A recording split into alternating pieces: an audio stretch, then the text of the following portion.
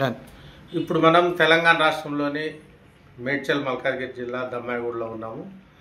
ప్రత్యేకించి తెలంగాణ రాష్ట్రం ఆవిర్భావం అనేది ఒక చరిత్ర అనడం అత్యుక్తి కాదు.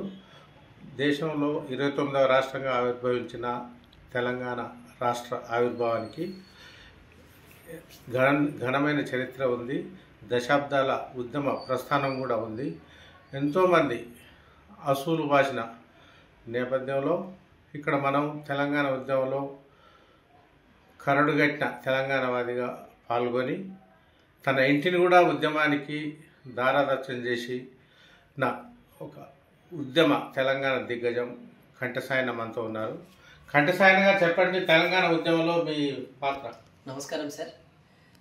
తెలంగాణ ఉద్యమంలో దాదాపు అంటే తొలి దశ ఉద్యమంలో 369 మంది వరకు ప్రాణాలు త్యాగం చేశారు. బుల్లెట్ల వర్షానికి వాళ్ళు ప్రాణాలు బలిపెట్టినటువంటి పరిస్థితి ఉంది తెలంగాణ తొలి దశ ఉద్యమంలో.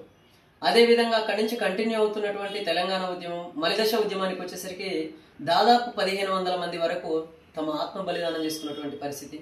నిజంగా ఈరోజు తెలంగాణ రాష్ట్రం వచ్చింది అని అంటే తెలంగాణ అమరవీరుల త్యాగాల వల్ల, తెలంగాణ ప్రజల పోరాట ఫలితంగా అనేక ఉద్యమ రూపాల ద్వారా ఈరోజు మనం తెలంగాణను సాధించుకోవడం జరిగింది సార్.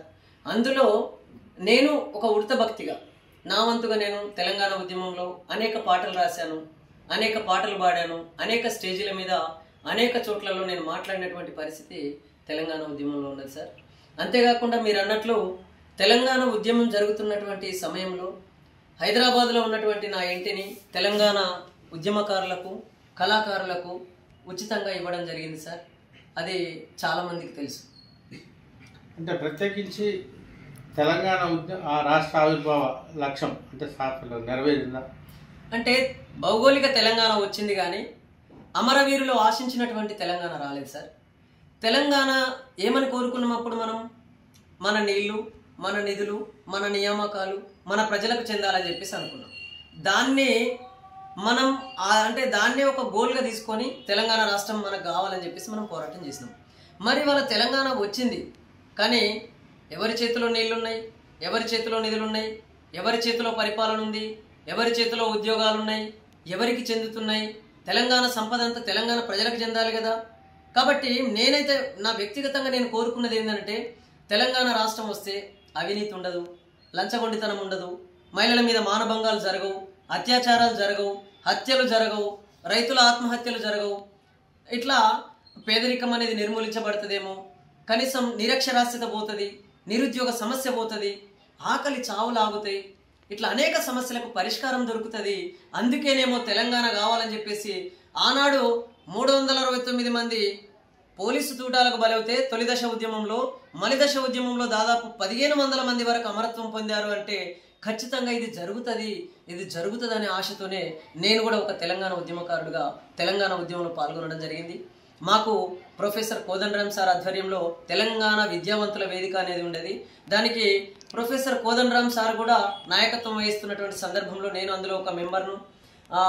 కోదండరాం సార్, మల్లెపల్లి లక్ష్మయ్య గారు, పిట్టల రవీందర్, శ్రీధర్రావు దేశపాండే, అలాగే గురిజాల రవీందర్ రావు, ఇట్లా అనేక మంది దాంట్లో మెంబర్స్గా ఉంటూ దాంట్లో నేను కూడా ఒక మెంబర్గానే తెలంగాణ విద్యావంతుల వేదిక మెంబర్ నుంచి జేఏసీగా మారినటువంటి సందర్భంలో ఇవాళ తెలంగాణ జేఏసీ అంటే తెలంగాణ జేఏసీ ఎక్కడి నుంచో రాలేదు, తెలంగాణ విద్యావంతుల వేదికనే జేఏసీగా రూపాంతరం చెంది అది తెలంగాణ రాష్ట్ర ప్రజలను ఒక్కతాటిపైకి తీసుకొచ్చినటువంటి సందర్భం. ఆ సందర్భంలో నేను కూడా ఒక సభ్యుడు.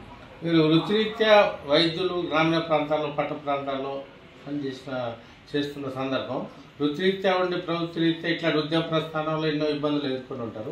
అది మీరు ఎట్లా సమన్వయపరుచుకున్నారు? అంటే వాస్తవానికి నేను అసలు ఒక సేవకుడిని, ప్రజలకు సేవ చేయాలనే ఆలోచనతో ఉన్నవాడిని. అందులో భాగంగానే నేను ఏ సేవనైతే ప్రజలకు దగ్గరగా చేయగలుగుతానని ఆలోచించినప్పుడు వైద్య రంగం అయితే బాగుంటుంది అనే ఉద్దేశంతోనే నేను వైద్య రంగంలో దాదాపు ఒక 5 సంవత్సరాల వరకు దాంట్లో ట్రైనింగ్ తీసుకొని అనేక మంది పేదవాళ్లకు ఉచితంగా వైద్య సేవలు అందించడం జరిగింది. అనేక చోట్ల ఫ్రీ హెల్త్ క్యాంపులు పెట్టడం జరిగింది. అట్లా అనేక గ్రామాలలో ఇవాళంటే మనకు మెడికల్ కాలేజీలు కావాల్సినవి వచ్చినాయి. కానీ ఒకప్పుడు ఎంబీబీఎస్ డాక్టర్ అంటే ఏ మండలానికి ఒకరో లేకపోతే ఏ జిల్లా హెడ్ క్వార్టర్లలోనో ఇక్కడ హాస్పిటల్స్ ఉండేటి, ఎంబీబీఎస్ డాక్టర్లు ఉండేవాళ్ళు.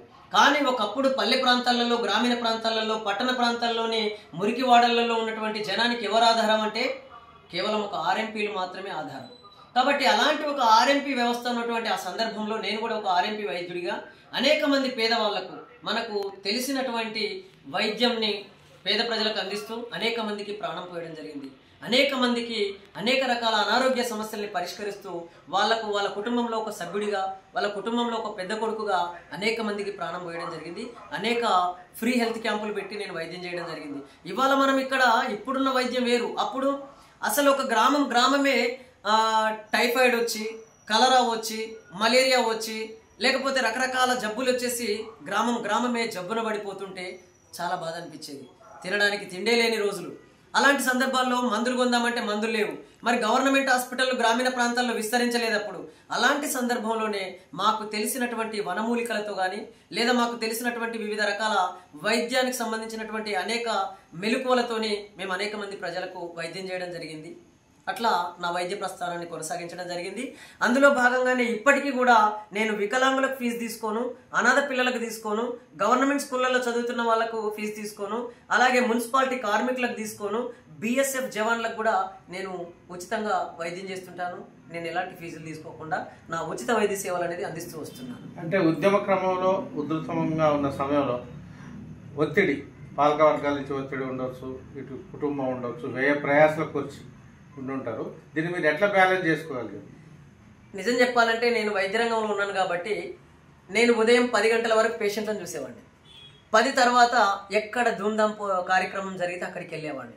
అక్కడ అనేక మంది ధూమ్ధామ్ కార్యక్రమాల ద్వారా అనేక మంది రచయితలు, కవులు, కళాకారులు తమ ఆటపాటలతోని ప్రజల్ని చైతన్యం చేస్తుంటే నేను కూడా ఒక చిన్న రైటర్గా నాకు తెలిసినటువంటి నైపుణ్యతతోని అనేక పాటలు రాశాను. తెలంగాణ ఉద్యమంలో తెలంగాణ రావాల్సినటువంటి అవసరం ఏముంది, వస్తే ఎలా ఉండబోతుంది అనే దాంతో నేను ఊహించి అనేక పాటలు రాశాను. అందులో భాగంగా అనేక మంది కళాకారులతో నేను అనేక స్టేజీలు పంచుకోవడం జరిగింది.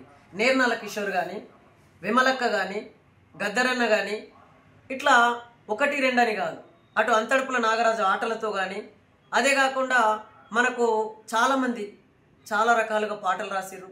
వాళ్ళతో పాటు అనేక స్టేజీల మీద నేను పాటలు పాడాను. నేను కూడా పాట పాడతాను. ఒక రైటర్గా అనేక పాటలు రాశాను. తెలంగాణ తెగింపు అనే సీడీని నేనే రచించి దాన్ని సీడీని రికార్డ్ చేయించి తయారు చేసి తర్వాత కేసీఆర్ చేతుల మీదుగానే ఆ రోజుల్లో మేము రిలీజ్ చేయించడం జరిగింది. ఉద్యమ క్రమంలో మీరు గుర్తున్న ఒక పాట? ఒకటేంటన్నా అనేక పాటలు ఉన్నాయి.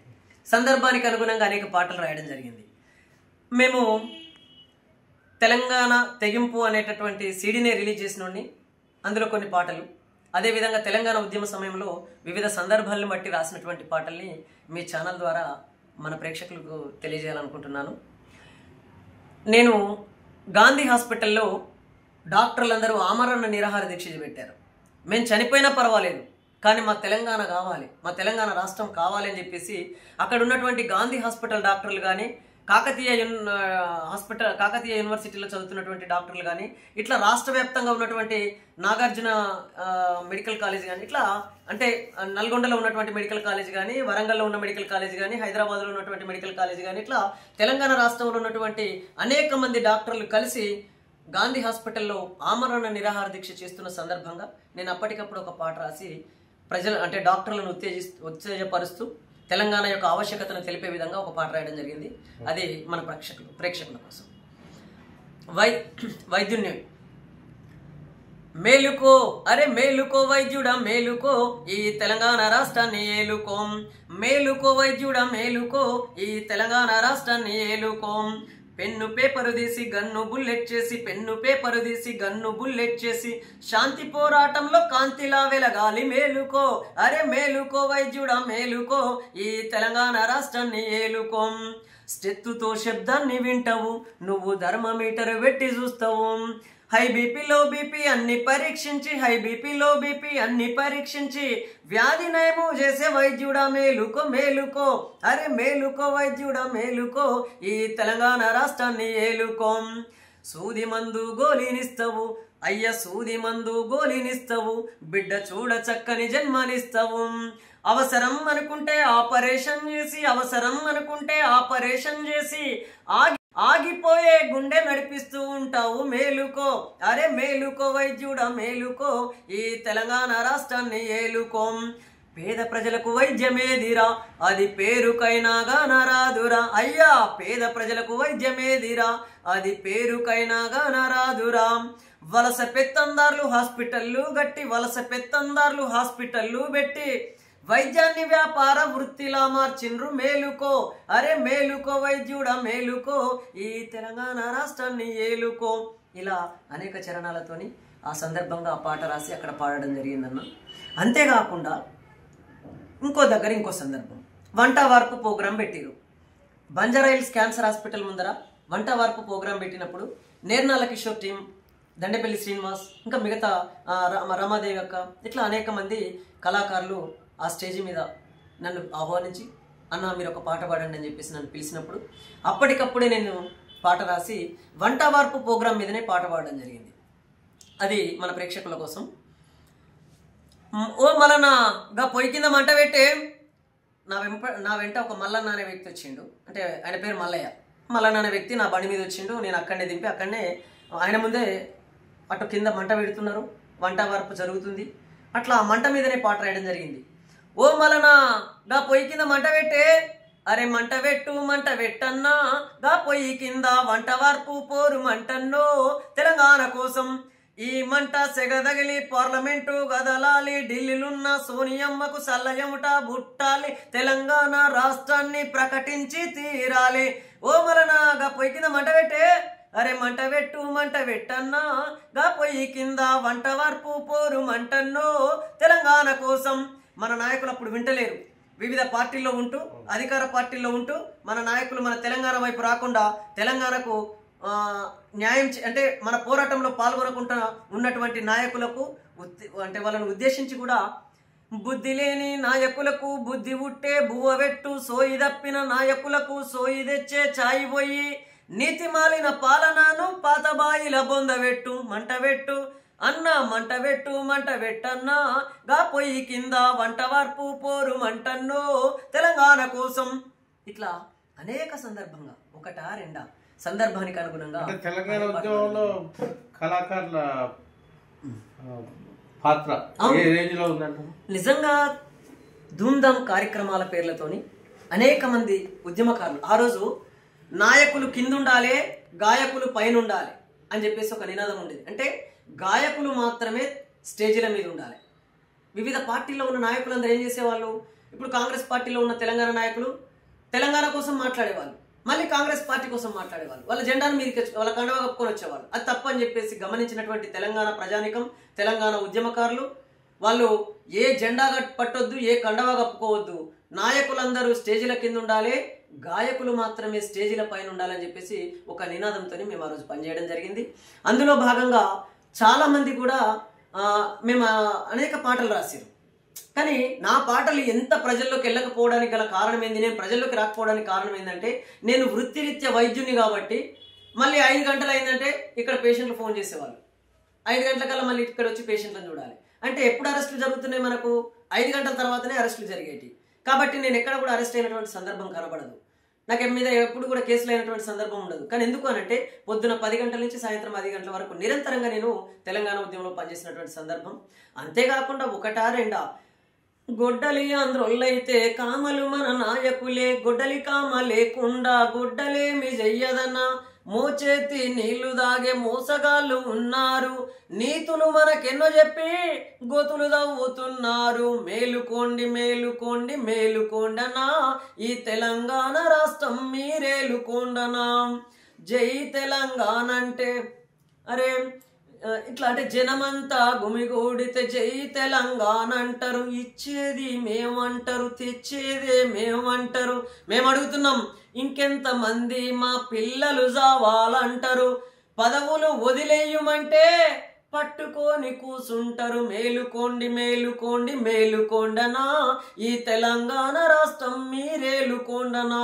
ఇట్లా ప్రజల్ని చైతన్యం చేయడం జరిగింది. అంటే ఇప్పుడు తెలంగాణ ఉద్యమానికి ఆయుపట్టు లాంటిది సాంస్కృతిక విభాగం అనుకోవచ్చు, గాయకులు డాన్సర్లు ఎవరైనా కావచ్చు. దీనికి తెలంగాణ ఆవిర్భావం తర్వాత గుర్తింపు లభించిందా? అంటే తెలంగాణ పోరాట సందర్భంలో శ్రీకృష్ణ కమిటీ ఒకటి నివేదిక విడుదల చేసింది. శ్రీకృష్ణ కమిటీ నివేదిక విడుదల చేసినటువంటి సందర్భంగా కూడా హరిహర కళాభవన్లో మేము ఆ పాట పాడడం జరిగింది. జేఏసీ ఆధ్వర్యంలో మీటింగ్ పెడితే అది పాడిన తర్వాత నేను ఈ సందర్భం చెప్తాను మీకు. శ్రీకృష్ణ కమిటీలో రన్నో దాని చిత్రాలు చూడండి రన్నా అన్నా, శ్రీకృష్ణ కమిటీలో రన్నో దాని చిత్రాలు చూడండి రన్నా. నా తెలంగాణ ప్రాంతాన్ని, నా తెలంగాణలో జరుగుతున్న ఆత్మ బలిదానాల్ని అది కళ్ళతో చూడలేదన్నాం, అది చెవులతో వినలేదు రన్నాం. అరే పంచేంద్రియాలేవి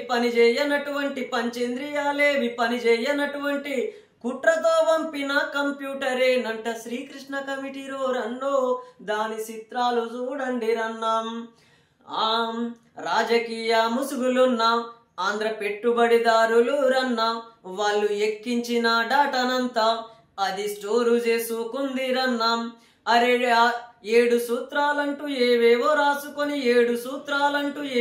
రాసుకొని ఢిల్లీలో ఆ కమిటీ డిస్ప్లే చేసింది. శ్రీకృష్ణ కమిటీలో రన్నో దాని చిత్రాలు చూడండి రన్నాం.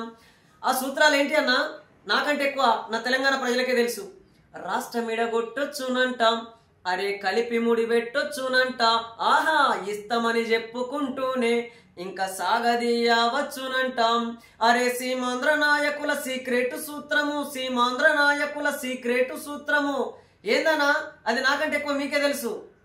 అణచివేతతోని అడ్డుకోవచ్చంట శ్రీకృష్ణ కమిటీలో రన్నో దాని చిత్రాలు చూడండి రన్నాం. మరి అప్పుడు నా తెలంగాణ ప్రజలు ఏమంటున్నారు? ఈ సూత్రాలు ఇవన్నీ చదివినటువంటి ప్రజలు ఏమంటున్నారు? అరే తెలంగాణ ప్రజలు జోరు, వాళ్ళు తెగించి కొట్లాడుతుండ్రు అన్నా, తెలంగాణ ప్రజలు చూడు వాళ్ళు తెగించి కొట్లాడుతుండ్రు. అరే కుట్ర బట్ట బయలు చేసి పోరాడి రాష్ట్రాన్ని సాధిస్తామంటుండ్రు. శ్రీకృష్ణ కమిటీలో రన్నో దాని చిత్రాలు చూడండి రన్నాం. ఇలా ఆ సందర్భాన్ని బట్టి అనేక పాటలు వచ్చినాయి, అనేక మంది పాటలు రాయడం జరిగింది. అంతేకాకుండా మరి తెలంగాణ వచ్చింది. దాదాపు అంటే 1800 మంది, తొలి దశ మలి దశ చూస్తే 1800 మంది మనకు చెప్పుతున్నటువంటి వాళ్ళు. ఇంకా చెప్పకుండా మనకు అనేక మంది అమరులు ఆత్మ బలిదానాలు చేసుకున్న దాంట్లో కానీ, పోలీసు తూటాలకు బలైనటువంటి వాటిలో కానీ అనేక మంది అమరత్వం పొందారు. ఇంకా అనేక మంది అనారోగ్య సమస్యలతో చనిపోయారు, అనేక మంది ఆర్థికంగా నష్టపోయారు. వాళ్ళ ఇల్లు అమ్ముకున్నారు, కార్లు అమ్ముకున్నారు. తెలంగాణ వస్తే చాలు మా బతుకులు బాగా మారుతాయి, మా బిడ్డల భవిష్యత్తు బాగుంటుందని చెప్పేసి అనేక మంది ఆర్థికంగా నష్టపోయారు, ఆరోగ్యపరంగా నష్టపోయారు, వాళ్ళ సమయాన్ని వెచ్చించారు, వాళ్ళ ఉద్యోగాలు కోల్పోయారు, వాళ్ళ విద్యను కోల్పోయారు. ఇట్లా అనేక మంది అనేక త్యాగాలు చేస్తే వచ్చినటువంటి తెలంగాణ. ఈ తెలంగాణ వస్తే మరి అమరత్వం పొందిన అమరవీరులు ఏం కోరుకున్నారు? ఎలాంటి తెలంగాణ కావాలనుకున్నారు? దాని మీద కూడా ఒక పాట రాయడం జరిగింది. తెలంగాణ వచ్చిన తర్వాత దాని మీద ఓ పాట రాశాం. సాగరో సాయన్న సమిష్టిగా నీవు సామాజిక తెలంగాణ సాధించే వరకు ఎందరో అమరవీరుల త్యాగ ఫలమురన్నా, అందరికీ చెందాలి రాష్ట్ర ఫలితమన్నాం. నిరక్షరాస్యతను మనం నిలువున పాతరబెట్టి నిరుద్యోగ సమస్యను నిర్మూలించేదాకా నింగి నేల నీరు నిప్పు గాలి కాలుష్యం లేని ఈ పంచభూతాలన్నీ కూడా ప్రజలకు చెందే వరకు సాగరో సాయన్న సమిష్టిగా నీవు సామాజిక తెలంగాణ సాధించే వరకు ఎందరో అమరవీరుల త్యాగ ఫలమురన్నా, అందరికీ చెందాలి రాష్ట్ర ఫలితమన్నాం. కురిసిన వర్షపు చినుకులు కలిసి ఒక్కటైనట్టు, నింగిలో వెలసిన చుక్కలు సమైక్యతను చాటినట్టు, కుల మత భేదం విడిచి జాతి ద్వేషం మరచి ప్రజలంతా ఒక్కటై ప్రశాంతంగా బ్రతికేదాకా సాగరో సాగరో సాయన్న సమిష్టిగా నీవు సామాజిక తెలంగాణ సాధించే వరకు ఎందరో అమరవీరుల త్యాగ ఫలమురన్నా, అందరికీ చెందాలి రాష్ట్ర ఫలితమన్నాం. మన తెలంగాణ అమరవీరులు దేనికోసం అమరత్వం పొందారు? అరే పసిపిల్లలు ముసలోళ్ళు పక నవ్వాలి, పసిపిల్లలు ముసలోళ్ళు పక నవ్వాలి. ఎట్లా నవ్వుతారు? వాళ్ళకి ఏ సమస్య లేకపోతే కదా నవ్వేది. వాళ్ళ ఆరోగ్యంగా ఉంటే కదా, వాళ్ళ ఆర్థికంగా సమానత్వం వస్తే కదా, సామాజిక సమానత్వం వస్తే కదా వాళ్ళ ఆనందంగా ఉండేది, హ్యాపీగా నవ్వేది. అందుకే పసిపిల్లలు ముసలోళ్ళు పక పక పక నవ్వాలి, పురుషులతో సమానంగా మహిళలంతా ఎదగాలి, మనిషికి మనిషికి మధ్యన మమకారం పెరగాలి, మనిషికి మనిషికి మధ్యన మమకారం పెరగాలి. దేశానికి మన రాష్ట్రం, ఈ భారతదేశానికి మన తెలంగాణ రాష్ట్రం దిక్సూచై నిలవాలి. సాగరో అరరరర సాగరో సాయన్న సమిష్టిగా నీవు సామాజిక తెలంగాణ సాధించే వరకు ఎందరో అమరవీరుల త్యాగ ఫలమురన్నా అందరికీ చెందాలి రాష్ట్ర ఫలితమన్నా. జోహార్ తెలంగాణ అమరవీరులకు. ఇలా అనేక మంది త్యాగాల ఫలితంగా వచ్చినటువంటి తెలంగాణ ఈరోజు అంటే ఇప్పుడు ఇది పొలిటికల్ పొల్యూషన్లో కొట్టుమిట్టాడుతున్నట్టుంది అమరుల ఆశయాలన్నీ అనే ఒక అపవాదం మనం చూస్తున్నాం. 100%, 100% త్యాగం చేసేది ప్రజలు, భోగాన్ని అనుభవించేది పాలకులు. అంటే పాలకులను ఎందుకు నేను ఏమంటలేనంటే, అక్కడ ఏ పాలకుడైనా ఇప్పుడు మనం మీ మౌత్ పీస్ ఉంది, లేదా మీ కంప్యూటర్ ఉంది, మీ మీడియా ఉంది. అంటే మీరు తీస్తున్నటువంటి కెమెరాలోనే ప్రాబ్లం ఉందనుకోండి, అది మీరు తీసినా అదే సమస్య వస్తుంది, అది నేను ఆపరేట్ చేసినా అదే సమస్య వస్తుంది, ఇంకెవరు ఆపరేట్ చేసినా అదే సమస్య వస్తుంది. ప్రాబ్లం ఎక్కడుంది?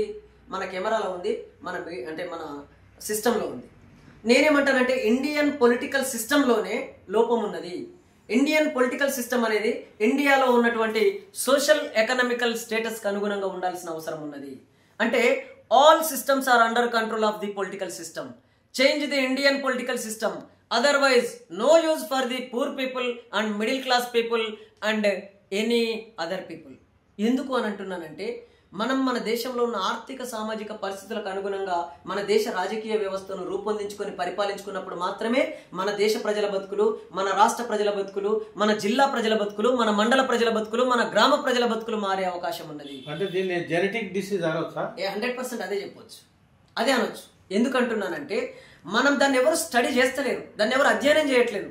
ఇవాళ కాంగ్రెస్ పార్టీకి ఓటేసినాం, మన బతుకులు మారుతాయి అనుకున్నాం. అది కూడా అనేక వాగ్దానాలు చేసింది, మేనిఫెస్టో రిలీజ్ చేసింది, చాలా కాలంగా పరిపాలించినటువంటి పార్టీ. మరి ఎందుకు మన ప్రజల బతుకులు మారలేకపోయినాయి? ఇవాళ బీజేపీ పార్టీ పరిపాలిస్తుంది, అది కూడా మేనిఫెస్టో విడుదల చేసింది, అనేక వాగ్దానాలు చేసింది, మరి ఎందుకు ఫుల్ఫిల్ చేయలేకపోతున్నారు? అంతేకాకుండా వివిధ ప్రాంతీయ పార్టీలు ఉన్నాయి ఆయా రాష్ట్రాలలో, అవి కూడా అక్కడ ఉన్న ప్రజలకు అనేక వాగ్దానాలు చేస్తున్నాయి, అనేక మేనిఫెస్టోలు రిలీజ్ చేస్తున్నాయి. కానీ అక్కడ పూర్తి స్థాయిలో ఎందుకు న్యాయం చేయలేకపోతున్నాయి ప్రజలకు అని అంటే, ఇవాళ ఎన్నికలలో ఏమున్నదంటే కలెక్షన్, సెలక్షన్, ఎలక్షన్, ఈ 3 జరుగుతున్నాయి. ఫస్ట్ డబ్బును కలెక్ట్ చేస్తున్నారు చందాల పేర్లతోని, రకరకాల ఫండింగ్ చేస్తూ, తర్వాత ఏదైతే బీఫామ్లు ఉన్నాయో అవి అమ్ముకుంటున్నారు. అంటే సెలెక్ట్ చేస్తున్నారు, బీఫామ్తోని ఒక అభ్యర్థిని సెలెక్ట్ చేస్తారు. కాంగ్రెస్ పార్టీ ఒక అభ్యర్థిని సెలెక్ట్ చేస్తే, బీజేపీ పార్టీ మరొక అభ్యర్థిని సెలెక్ట్ చేస్తే, ఇవాళ లోకల్ పార్టీలు ఇంకో అభ్యర్థిని సెలెక్ట్ చేస్తున్నటువంటి పరిస్థితి. అంటే సెలక్షన్ అనేది జరిగిపోతుంది బీఫామ్తోని. సెలక్షన్ జరిగినాక ఎలక్షన్ జరుగుతుంది. మరి ఎలక్ట్ ఓటు చేసుకుంటుంది, సెలక్షన్ బీఫామ్ చేస్తుంది. సెలక్షన్ జరిగినాక కదా ఎలక్షన్ జరుగుతుంది. అప్పుడు ఎవరైతే సెలెక్ట్ చేయబడ్డారో వాళ్ళను మాత్రమే ఎలక్ట్ చేసుకునే పరిస్థితి నా ప్రజలకు ఉన్నది, నా ఓటర్లకు ఉన్నది. మరి ఇవాళ ఇండిపెండెంట్లు కూడా ఉన్నారు, కానీ ఇండిపెండెంట్ల బలం అనేది ఎన్నికల వ్యవస్థలో తక్కువ ఉన్నది, పార్టీ అభ్యర్థి బలం అనేది ఎక్కువ ఉన్నది. దానికి డబ్బు లేదేం లేదు, అందరం సమానమే, అందరం ఒకటే అంటారు. ఒక ఎమ్మెల్యేగా నిలబడాలంటే 40 లక్షలు ఖర్చు పెట్టొచ్చు అని చెప్తున్నది ఎన్నికల సిస్టమ్. మరి 40 లక్షలు ఖర్చు పెట్టగలిగే వాడితోని 4 లక్షలు లేనటువంటి అభ్యర్థి ఎట్లా పోటీ పడగలడు? అంటే ఎవరికి అనుకూలంగా మనం రాస్తున్నాము, ఎవరికి అనుకూలంగా ఉన్నది ఈ వ్యవస్థ? ఇవాళ ఒక ఎంపీగా పోటీ చేయాలంటే 90 లక్షలు ఖర్చు పెట్టచ్చు అంటున్నారు. మరి 90 లక్షలు ఖర్చు పెట్టగలిగే వాడికి 9 లక్షలు కూడా లేనటువంటి పేదవాడికి ఇది ఎట్లా సాధ్యమవుతుంది? కాబట్టి కలెక్షన్, సెలక్షన్, ఎలక్షన్ ఇది జరుగుతున్నది. ఈ వ్యవస్థ మారాల్సిన అవసరం ఉన్నది. అంటే ఇప్పుడు మూలంలో లోపం ఉందని మీరు అంటున్నారు. మూలంలో లోపం ఉన్న సందర్భంలో ఈ తెలంగాణ రాష్ట్ర సాధన ఉద్యమం ఎలాంటి ఫలితాలు ఇస్తుంది? ఇంకేం ఫలితం ఇస్తుంది? ఆనాడు దేశానికి స్వతంత్రం వస్తే దేశ ప్రజల బతుకులు మారతాయని చెప్పారు. నిజంగానే ఆంగ్లేయుల పెత్తనం పోయి మన దేశ ప్రజలు, మన దేశాన్ని మనమే పరిపాలించుకుంటే మన బతుకులు మారతాయి అనుకున్నాం. కానీ ఆనాడు ఇప్పటికీ అంటుంటారు, తెల్లదొరలు పోయి నల్లదొరలు వచ్చారు తప్ప ఇంకా జరిగింది ఏముందని అంటారు. ఓన్లీ అంటే దేశానికి స్వాతంత్రం వచ్చింది కానీ దేశ ప్రజలకు ఆర్థిక స్వతంత్రం రాలే, సామాజిక స్వతంత్రం రాలేదు అని చెప్పేసి ఇప్పటికీ అనేక మంది మేధావులు మాట్లాడుతున్నారు. కాబట్టి ఇక్కడ ఎన్నికల వ్యవస్థలో లోపం పెట్టుకొని, అంటే దీనికి ఒక ఎగ్జాంపుల్ చెప్తాను. మన ఊర్లలోకి పోతాం, మన ఊర్లలోకి పోయేటటువంటి తోవలు ఉంటాయి, దారులు ఉంటాయి. ఇప్పుడంటే కొద్దిగా అక్కడక్కడ డాంబర్ రోడ్లు వచ్చినాయి, కానీ ఒకప్పుడు మట్టి రోడ్డు ఉండేది, కంకర రోడ్డు ఉండేది. ఇప్పటికి కూడా కొన్ని పేరుకు డాంబర్ రోడ్డు ఉన్నా కూడా గుంతలు ఉన్నాయి, రాళ్ళు ఉన్నాయి, రప్పలు ఉన్నాయి. అంటే ఇప్పుడు గుంతలున్న రోడ్లు, రాళ్ళున్న రోడ్లు సైకిల్ మీద పోయిన ఎత్తేస్తుంది, కార్ల పోయిన ఎత్తేస్తుంది, బస్సుల పోయిన ఎత్తేస్తుంది. మనోళ్ళు ఏం చేసిర్రు?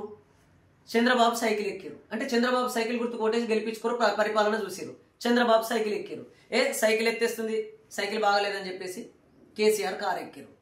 కారుకి అయితే 4 పయ్యాలు ఉంటాయి, సాకబ్జాలు ఉంటాయి, మంచిగా ఇది ఎత్తేదని చెప్పేసి మెత్తగా సీట్లు ఉంటాయని అనుకున్నారు. ఆయనతో కారు ఎక్కిరు, అంటే కారు గుర్తు కొట్టేసి కారును గెలిపించారు. దీని ఇట్లా పీనిగల ఇది కూడా ఎత్తేస్తుంది కదా అని దీన్ని దిగిర్రు, ఇంకో బస్సు ఎక్కబోతున్నారు. నేనేమన్నా ప్రాబ్లం బండ్లల్లో లేదు, తొవ్వలో ఉన్నది, తొవ్వలోనే లోపం ఉన్నది. కాబట్టి తొవ్వ పోసుకుందాం. మనము మన దేశంలో ఉన్న ఆర్థిక సామాజిక పరిస్థితులకు అనుగుణంగా ఈ దేశ రాజకీయ వ్యవస్థను రూపొందించుకొని పరిపాలించుకున్నప్పుడు మాత్రమే మన బతుకులు మారే అవకాశం ఉన్నది తప్ప నువ్వు సైకిల్ దిగి కారు ఎక్కినా, కారు దిగి బస్సు ఎక్కినా, ఏది ఎక్కినా కానీ మన బతుకులు మారవు. అంటే ఎన్నికల వ్యవస్థ మారకుండా ఏ పార్టీ అధికారంలోకి వచ్చినా మన ప్రజల బతుకులు మారే అవకాశమే లేదు. దాన్ని నేను అధ్యయనం చేసిన, భారతదేశ రాజకీయ వ్యవస్థ మీదనే పిహెచ్డి చేయాలని చెప్పేసి పొలిటికల్ సైన్స్లో ఉస్మానియా యూనివర్సిటీలో పీజీ చేశాను, పోస్ట్ గ్రాడ్యుయేషన్ చేశాను. చేసినాక నాకు ఇది అర్థమైంది. అందుకే ఖచ్చితంగా ఈ దేశంలో ఉన్నటువంటి ప్రజలకు నిరక్షరాస్యత పోవాలన్నా, నిరుద్యోగ సమస్య పోవాలన్నా, ఆర్థిక సమస్యలు పరిష్కరించబడాలన్నా మనకు భారత రాజ్యాంగమే చెప్తుంది. అంత దూరం ఎందుకు? ఆర్థిక సమానత్వం రావాలి, సామాజిక సమానత్వం రావాలి, రాజకీయ సమానత్వం రావాల్సిన అవసరం ఉందని భారత రాజ్యాంగం మొదటి పేజీలో చెప్తుంది. అంటే ఏం చెప్తుంది భారత రాజ్యాంగం? ఈ దేశంలో ఆర్థిక అసమానతలు ఉన్నాయి, సామాజిక అసమానతలు ఉన్నాయి అని చెప్పేసి చెప్తున్నది. మరి ఆర్థిక అసమానతలు, సామాజిక అసమానతలతో కూడినటువంటి ప్రజలున్నారని ఒకవైపు చెప్తూనే ఈ దేశంలో ఉన్నటువంటి అత్యున్నత పదవులకు, అత్యున్నత స్థానాలకు సమానమైన రాజకీయ పోటీ పెట్టడం ఎంతవరకు న్యాయమో మీరు చెప్పండి. ఇది ఎట్లా కరెక్ట్ అవుతుంది? ఒకవైపు కుంటోళ్ళు ఉన్నారు, అంటే హ్యాండిక్యాప్డ్ ఛాలెంజెస్ నేను ఇక్కడ తక్కువ చేయట్లేదు. అనేక మంది కుంటి వాళ్ళు కూడా ఈ దేశానికి మేధస్సును అందించిన వాళ్ళు ఎంతోమంది ఉన్నారు. నేను అక్కడ వ్యక్తిగతంగా తీసుకోవట్లేదు, దయచేసి ఇక్కడ అంగవైకల్యంతో ఉన్న ఎవరు కూడా నన్ను అర్థం చేసుకోండి, కానీ నేను చెప్పే భావాన్ని అర్థం చేసుకోండి, కానీ మిమ్మల్ని ఎక్కడ తక్కువ చేయాలని కాదు. అనేక మంది మేధావులు కూడా ఉన్నారు అందులో. కానీ ఇవాళ ఒకవైపు ఒకటే కాలున్న మనిషి ఉన్నాడు, ఒక కాలుతోనే కష్టపడుతున్నాడు, తను ఛాలెంజ్ చేస్తున్నాడు తన జీవితాన్ని. అంటే ఇంకొక వైపు 2 కాళ్ళ మనిషి ఉన్నాడు, అంటే ఒకవైపు ఆర్థికంగా బలవంతులు ఉన్నారు అని మనమే చెప్తున్నాం, ఆర్థికంగా బలహీనులు ఉన్నారు అంటున్నాం. అంటే కుంటోళ్ళు ఉన్నారు, మంచోళ్ళు ఉన్నారు అని చెప్పి కుంటోళ్ళకు మంచోళ్ళకు రన్నింగ్ పోటీ పెడితే ఎవరు ఉరుకుతారు? మంచోళ్ళే ఉరుకుతారు. కుంటోని ఎట్లా ఉరుకుతారు? ఎట్లా ఉరకగలుగుతాడు? అక్కడ ఎట్లా ప్రాబ్లం ఉందో ఇక్కడ కూడా అత్యంత, అంటే బిలో పావర్టీ ఉన్నారు, ఎబో పావర్టీ ఉన్నారు. మరి బిలో పావర్టీ వాళ్ళకు ఎబో పావర్టీతోని ఎవరైనా పార్టీ పెట్టచ్చు, ఎవరైనా పోటీ చేయొచ్చు, ఎవరైనా గెలవచ్చు. ఇది ప్రజాస్వామ్యం. అంటే నా ఎస్సీలు రావాలి, నా ఎస్టీలు రావాలి, నా బీసీలు అంటే బ్యాక్వర్డ్ క్లాసెస్ అన్నారు కదా, వెనుకబడ్డ తరగతులను క్లియర్గా గుర్తిస్తున్నారు కదా. మరి వెనుకబడ్డ తరగతులకు ముందు పడ్డ తరగతులతో పోటీ ఎట్లా పెడతారని నేను అడుగుతున్నా. కాబట్టి ఇక్కడే లోపం ఉన్నది, ఇది మనం మారాల్సిన అవసరం ఉన్నది. కాబట్టి ప్రత్యేకించి ముఖ్యంగా ఇప్పుడు ఇది మూల లోపం రాజ్యాంగపరంగా కూడా దీంట్లో డిఫరెంట్ డీవియేషన్ ఉంది. కానీ ముఖ్యంగా కొట్లాడి సాధించుకున్న అమర్ల ఆత్మ బలిదానంతో సాధించుకున్న తెలంగాణ మున్ముందు అమర్ల ఆశలు సాధించాలంటే పాలకులు ఏం చేయాలి? ఏం చేయలేరు. ఇప్పుడున్న ఎన్నికల వ్యవస్థ మారకుండా ఏ పార్టీ అధికారంలోకి వచ్చినా నా తెలంగాణ ప్రజలకు ఒరిగేది ఏమీ లేదు. మీరు చూడండి, నీళ్లు, నిధులు, నియామకాలన్నీ కూడా నా ప్రజలకు చెందుతాయని చెప్పేసి ఆనాడు కేసీఆర్ గారు మాట్లాడారు. ఒక ఉద్యమ నాయకుడిగా నేను ఆయనను గౌరవిస్తా. ఉద్యమ సమయంలో ఆయన చేసింది ఆయన మేరకు ఆయన బాగానే చేసిండు.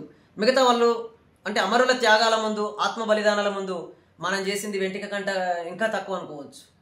మనం కానీ, నేను కానీ, కేసీఆర్ కానీ, ఇంకెవరైనా కావచ్చు, వాళ్ళు ప్రాణాలే పనంగా పెట్టారు కదా, వాళ్ళ ముందు మన త్యాగాలు ఎంత. అయితే ఇక్కడ ఒకటి ఉంది, అట్లని చెప్పేసి మరి కేసీఆర్ పాత్ర లేదంటామా అనడానికి లేదు, కోదండరామ్ సార్ పాత్ర లేదందామా అనడానికి లేదు. మరి ఇంకా మిగతా అనేక మంది ఉద్యమకారులు ఉన్నారు, వాళ్ళ పాత్ర లేదనడానికి ఉందా? లేదు. అందరం త్యాగం చేశాం. అనేక మంది తెలంగాణ ప్రజల పోరాట ఫలితం. కొందరు డైరెక్ట్ ఉద్యమంలో పాల్గొంటే, కొందరు ఉద్యమానికి మద్దతు తెలిపిన వాళ్ళు అనేక మంది ఉన్నారు. కాబట్టి ఎవరి పాత్ర వాళ్ళు పోషించడం వల్లనే అందరం కలిసి తెలంగాణ రాష్ట్రాన్ని సాధించుకున్నటువంటి పరిస్థితి ఉన్నది.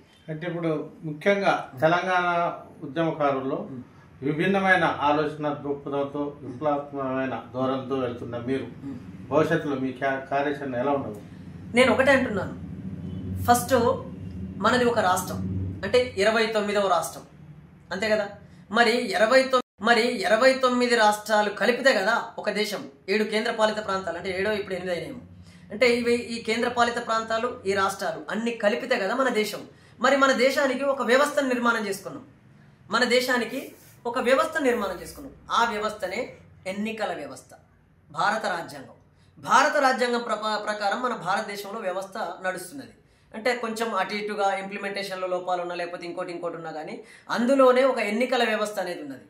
ఆ ఎన్నికల వ్యవస్థలోనే లోపం ఉన్నది. అది మారకుండా నా తెలంగాణ రాష్ట్ర ప్రజలు తెలంగాణలో న్యాయం జరగాలన్నా, లేకపోతే అక్కడ ఉన్నటువంటి పంజాబ్ రాష్ట్ర ప్రజలు పంజాబ్లో న్యాయం జరగాలన్నా, గుజరాత్లో ఉన్న వాళ్ళు గుజరాత్లో కానీ, ఆంధ్రప్రదేశ్లో ఉన్న వాళ్ళు ఆంధ్రప్రదేశ్లో కానీ, ఇట్లా 29 రాష్ట్రాల్లో ఉన్నటువంటి వాళ్ళు కానీ, లేదా 7-8 కేంద్రపాలిత ప్రాంతాలు ఉన్నటువంటి ఇక్కడున్న ప్రజలందరూ కూడా మాకు న్యాయం జరగాలంటే జరిగే అవకాశమే లేదు. ఎందుకు అనంటే ఈ దేశంలో ఉన్నటువంటి భారత రాజ్యాంగానికి కట్టుబడి మనం బతకాల్సిన అవసరం ఉంది. ఈ దేశంలో ఉన్నటువంటి ఎన్నికల వ్యవస్థకు అనుగుణంగా మనం నడుచుకోవాల్సిన అవసరం ఉన్నది. కాబట్టి ఎన్నికల వ్యవస్థలోనే లోపం ఉన్నది.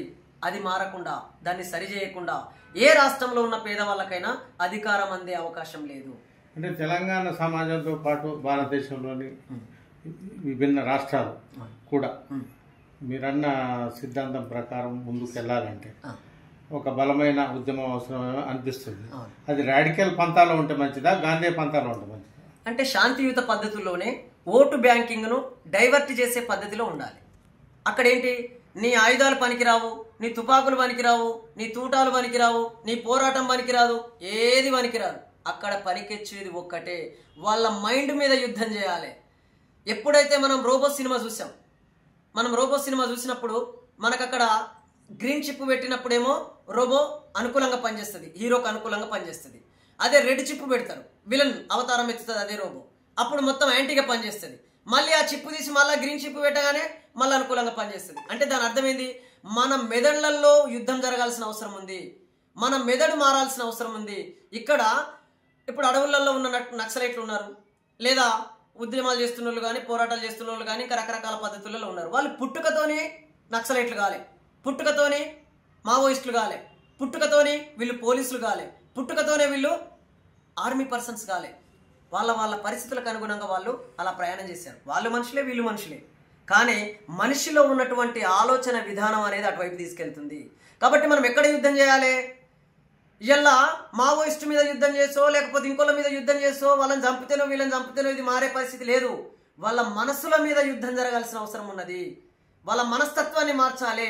ఆర్థిక అసమానత్వం పోవాలి, సామాజిక అసమానత్వం పోవాలి. మనకు ఆర్థిక సామాజిక సమానత్వం వచ్చినప్పుడు, ఈ సమస్యలన్నిటికీ పరిష్కారం లభించినప్పుడు మనుషుల మధ్య గొడవలు ఎందుకు వస్తాయి? ఈ ఆయుధాలతో అవసరం ఎందుకు? ఈ పోరాటాలతో అవసరం ఎందుకు? ఈ కొట్టుకొని చంపుకోవాల్సిన అవసరం ఏముంది? కాబట్టి దీనన్నిటికీ మూలం ఈ భారతదేశంలో ఉన్నటువంటి పొలిటికల్ సిస్టమ్. అందుకే నేను ముందే చెప్పాను, all systems are under control of the political system. Change the Indian political system, otherwise no use for the poor people and middle class people. వ్యవస్థలో మార్పు కోసం ఒక యుద్ధం లాంటి భగీరథ యత్నం చేయడానికి మీరు సమాయత్తం అవుతున్నట్టు కనిపిస్తుంది. ఆ క్రమంలో సవాళ్ళు ఏదైతే ఏం చేస్తారు? ఎన్ని సవాళ్ళు ఎదురైనా నా ప్రాణం కంటే ఇంకెక్కువేం లేదు కదా. నేను పుట్టాను, ఏదో ఒక రోజు చనిపోతా, ఇదైతే 100%. నేను బ్రతికినంత కాలం నా భారతదేశ ప్రజల వాళ్ళ యొక్క ఆర్థికంగా సామాజికంగా సమానత్వం సాధించే దిశగా నేను నా ప్రయాణం కొనసాగుతుంది. ఈ దేశం నాది, అంటే నాది అంటే మనందరిది. నాది అని ఎవరికి వాళ్ళు అనుకోండి, అప్పుడే మన దేశాన్ని మనం రక్షించుకోగలుగుతాం. కాబట్టి ఈ దేశం నాది, ఈ దేశ సంపద నాది, ఈ దేశ ప్రజలు నా వాళ్ళు. మరి ఈ ప్రజలను రక్షించుకోవాల్సిన బాధ్యత నాది, ఈ దేశ ప్రకృతిని రక్షించాల్సిన బాధ్యత నాది, ఈ దేశంలో ఉన్నటువంటి భూమిని రక్షించాల్సినటువంటి బాధ్యత నాది, ఈ దేశంలో ఉన్నటువంటి వనరులన్నీ ఈ దేశ ప్రజలందరికీ చెందాల్సినటువంటి అవసరం ఉన్నది. ఆ దిశగా నేను ఒక సగటు భారతీయుడిగా నేను బ్రతికినంత కాలం పనిచేస్తానని చెప్పేసి మీ ఛానల్ ద్వారా నేను ఈ ప్రజలకు వాగ్దానం ఒక తెలంగాణ రాష్ట్రం 2 తెలుగు రాష్ట్రాలకే పరిమితం అవుద్దా మీ ఉద్యమం దేశవ్యాప్తంగా ఉంటుందా? దేశంలో ఉన్న ప్రతి భారతీయుడికి చేరే విధంగా నేను అనేక భాషలు నేర్చుకుంటున్నాను. ఇప్పటికే లంబడి భాష నేర్చుకున్నా, బంజారా భాష, అలాగే కొంచెం మరాఠీ, జాంజవలి, కాయజాల, కుటసాల, ఇట్లా కొన్ని అంటే అక్కడక్కడ ఆయా రాష్ట్రాలు. ఇప్పుడు నేను మొన్న మహారాష్ట్రలోని నాందేడ్లో కూడా ఎంపీగా పోటీ చేశాను.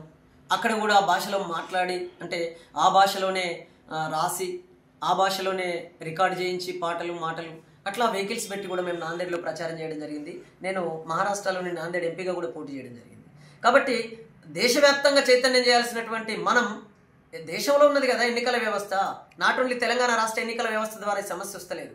భారతదేశంలో ఉన్నటువంటి ఎన్నికల వ్యవస్థలో ఉన్న లోపం వల్లనే ఈ సమస్యలు ఎదురవుతున్నాయి. కాబట్టి భారతదేశ రాజకీయ వ్యవస్థను మార్చాలి. ఎట్లా మారుస్తాం మరి? నేనంటే మారేది కాదు, నువ్వంటే మారేది కాదు. పార్లమెంటరీ వ్యవస్థ ద్వారా 1/3 మెజార్టీతో పార్లమెంటరీని మనం అక్కడికి వెళ్ళి మనం అధికారంలోకి వస్తే మనం అక్కడ ఉన్నటువంటి భారత రాజ్యాంగంలో భారతదేశ ఆర్థిక సామాజిక పరిస్థితులకు అనుగుణమైనటువంటి రాజకీయ వ్యవస్థను రూపొందించడానికి అవకాశం ఉంటుంది. కాబట్టి మన గోల్ ఏంటి? అంతిమంగా భారతదేశంలో ఉన్నటువంటి పార్లమెంటరీ వ్యవస్థను మనం పట్టుకోకుండా ఈ మాటలన్నీ కూడా వృధా అవుతాయి. అంటే దీనికి ఒక రాజకీయ పార్టీ కానీ ఏదన్నా ఒక వ్యవస్థను మీరు ఏమన్నా సృష్టిస్తారా? 100% భారతదేశంలో ఉన్నటువంటి రాజకీయ వ్యవస్థను మార్చడం కోసం ఇప్పుడున్న ఏ వ్యవస్థ ద్వారా పోతే మనం అనుకున్న లక్ష్యం నెరవేరుతుందో దానికి అనుగుణంగా మనం పార్టీ పెడతామా, టీంను పెడతామా, లేకపోతే ఇంకొకటి చేస్తామా, కానీ దానికి అనుగుణంగా చేయాల్సిన అవసరం ఉన్నది. తర్వాత ఎన్నికల వ్యవస్థలో మార్పులు తీసుకొచ్చేసి అవసరమైతే మనం అనుకున్న సిస్టంలో నా పార్టీ కూడా అడ్డొస్తుంది అనుకుంటే నా పార్టీని కూడా రద్దు చేసి అంతిమంగా ప్రజల చేతికి అధికారం ఇచ్చే అవకాశం ఉన్నది. అంటే మీకు ఈ సంకల్పం తెలంగాణ ఉద్యమం ద్వారా మీరు ప్రేరేపితమైనరా, లేకపోతే మీకు ఎట్లా? అంటే నేను ఒక సేవకుడు, నేను ముందే చెప్పాను మీకు. నేను భారతదేశంలో ఉన్నటువంటి అనేక మంది సేవలు చేస్తున్నారు. సంస్థల ద్వారా, వ్యక్తిగతంగా అనేక మంది పేద ప్రజలకు రకరకాల సేవలు అందిస్తున్నారు. నాకు కూడా వాళ్ళని వాళ్ళతోనే నేను ఇంప్రెషన్కు లోనై వాళ్ళ నుంచి వాళ్ళని ఆదర్శంగా తీసుకొని నేను కూడా ఒక సేవ చేద్దామనే ఆలోచనతోనే వచ్చినండి. కానీ సేవ చేస్తున్న సందర్భంగా ఇంతమంది పేద ప్రజలు ఉన్నారు కదా, ఈ పేద ప్రజలకు వీళ్ళ కష్టాలకు కన్నీళ్లకు కారణం ఏంటి, అసలు నేను ఎంతమందికి సహాయం చేయగలుగుతా, ఎంతమందికి సేవ చేయగలుగుతా అని ఆలోచించి అసలు ఈ సమస్యలన్నిటికీ కారణం ఏంటో చదువుదామని చెప్పి చదివితే రాజకీయ వ్యవస్థనే కారణం అనిపించింది. ఇలా మీకు తెలియదు ఏముంది, హోమ్ డిపార్ట్మెంట్ ఎవరి చేతిలో ఉంటుంది? హోమ్ మినిస్ట్రీ చేతిలో ఉంటుంది. హోమ్ మినిస్ట్రీ ఎవరి చేతిలో ఉంటుంది? అంతిమంగా మళ్ళీ సీఎం దాని కంట్రోల్ చేతిలో ఉంటుంది. రాష్ట్రంలో అయితే, దేశంలో అయితే ప్రధానమంత్రి, అంటే రాష్ట్రపతి అంటే ఇవన్నీ కూడా ఈ సెక్షన్స్ అన్ని మనం గమనిస్తే ఒక ఎమ్మెల్యే ఎట్లా తయారవుతున్నాడు? పార్టీ బీఫామ్ ఇస్తుంది, ఎమ్మెల్యేగా గెలుపొందిన తర్వాత ఆ పార్టీ అధినేతల చేతిలో ఉంటాడు. ఒక ఎంపీకి పార్టీ టికెట్ ఇస్తుంది, గెలిచిన తర్వాత పార్టీ అధినేతల చేతిలో ఉంటారు. ఓటేసిన ప్రజలకు మాత్రం ఆడ ఉపయోగం లేదు, అంటే వాళ్ళ చేతులు ఏముండదు. ఇక ఎంపీలు ఎమ్మెల్యేలు గెలిచిన తర్వాత ఇక్కడ అసెంబ్లీలో అక్కడ పార్లమెంట్ నడుస్తూ ఉంటుంది. ఇక ఎమ్మెల్సీలు ఉంటారు. ఎమ్మెల్సీలు ఎట్లా అవుతున్నారు? పేరుకు మాత్రమే ఇండివిజువల్గా కనబడుతుంది. వాళ్ళకు పార్టీ బీఫామ్ ఇయ్యరు, వాళ్ళ గుర్తులు ఉండవు. కానీ సీరియల్ నెంబర్ ద్వారా మొదటి ప్రాధాన్యత ఓటు, రెండో ప్రాధాన్యత ఓటు, ఇట్లా ప్రాధాన్యత ఓట్ల ద్వారా మనము ఎమ్మెల్సీలను ఎన్నుకుంటాం. మరి ఎమ్మెల్సీలు ఇండైరెక్ట్గా ఎవరి చేతిలో ఉంటున్నారు? మళ్ళీ పార్టీల చేతుల్లో ఉంటారు. అంటే వీళ్ళకు పార్టీ ఇండైరెక్ట్గా నిలబెడుతుంది. ఇక మా కాంగ్రెస్ పార్టీ అభ్యర్థి, ఇక మా బీఆర్ఎస్ పార్టీ అభ్యర్థి, ఇక మా బీజేపీ పార్టీ అభ్యర్థి అని నిలబెడుతున్నారు. మరి పోనీ ఒకవేళ తీన్మార్ మల్లన్నను కాంగ్రెస్ పార్టీ నిలబెట్టింది, ఆయన చూస్తే ఇండిపెండెంటే, కానీ కాదు. మరి ఒకవేళ మీ కాంగ్రెస్ పార్టీని మీరు ప్రకటించినా కూడా ఆయన ఇండిపెండెంట్ ఎట్లా అవుతాడు? ఒకవేళ నిజంగానే ఇండిపెండెంట్ అయితే మరి ఆయన మీద ఇంకో అభ్యర్థి నిలబెట్టాలి కదా కాంగ్రెస్ పార్టీ. కాబట్టి ఇక్కడ పార్టీలు ఇండైరెక్ట్గా మద్దతిస్తూనే ఎమ్మెల్సీలను ఎన్నుకుంటున్నాయి. ఇక ఎమ్మెల్సీలు అయిపోయిన తర్వాత ఇంకేమున్నాయి? సర్పంచ్లు. ఊళ్ళలో గ్రామీణ ప్రాంతాలలో సర్పంచ్లను కూడా పార్టీలు అభ్యర్థులను నిలబెట్టి ఇండైరెక్ట్గా మద్దతిస్తున్నాయి. అది పార్టీ గుర్తు కాకపోవచ్చు, ఇండివిజువల్ గుర్తు కావచ్చు, కానీ ఇండైరెక్ట్గా మాత్రం పార్టీల మద్దతు ఉంటుంది. మళ్ళీ గెలిచినాక ఆ పార్టీకి అనుబంధంగా పనిచేస్తున్న పరిస్థితి ఉంది. ఇక ఎంపీటీసీలు, జడ్పీటీసీలు గ్రామీణ ప్రాంతాలలో. తర్వాత మళ్ళీ ఇక్కడ పట్టణ ప్రాంతాల్లోకి వస్తే కార్పొరేషన్స్ లేదా కార్పొరేటర్ కానీ కౌన్సిలర్లు కానీ వీళ్ళందరికీ ఇండైరెక్ట్గా పార్టీల మద్దతే ఉంటుంది. వాళ్ళు పార్టీలకు అనుబంధంగా పనిచేస్తున్నారు. ఇక ఈ ఎన్నికల తర్వాత ఏముంటుంది? మళ్ళీ ఎమ్మెల్సీ అన్నాం కదా, ఎమ్మెల్సీ కూడా ఇండైరెక్ట్గా పార్టీ మద్దతే. తర్వాత రాజ్యసభ ఉంటుంది. రాజ్యసభ ఎన్నికలను కూడా ఎవరు ఓట్లేస్తున్నారు? మళ్ళీ వాళ్ళ పార్టీ విప్పు జారీ చేస్తుంది, విప్ జారీ చేసేసి ఏ పార్టీ ఆ పార్టీ అభ్యర్థికి ఓటేసుకుంటుంది. ఇండైరెక్ట్ గా మళ్ళీ పార్టీ ప్రభావం ఉంటుంది.